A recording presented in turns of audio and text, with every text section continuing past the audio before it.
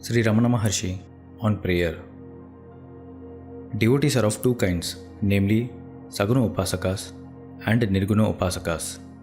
Saguna Upasakas are the devotees who worship God with form, whereas Nirguna Upasakas are the devotees who worship God without form.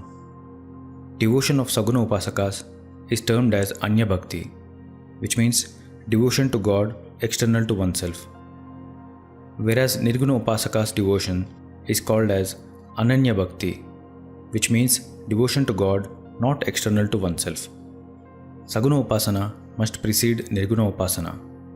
The individual is not generally ripe enough straight away to get into Nirguna Upasana. Constant repetition of praises or stotras of the chosen God which enrapture him and remembrance of such God by frequent or constant appropriate japa are successive steps that lead to Ananya Bhakti.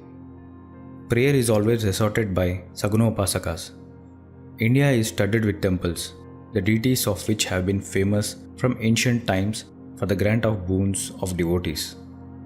Tirupati, Palani, Madurai, Chidambaram, and Rameshwaram in southern India and numerous other places in the country attract devotees all the year round, where vows are taken and solemnly fulfilled.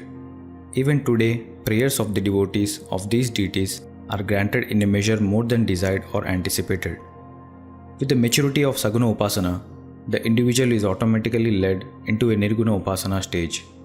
With the cultivation of worship of the inner self by meditation, and later by the intensity of such meditation, communion with inner self is established. Lord Krishna says, "I take over the interests and welfare of those who worship me as their inner self."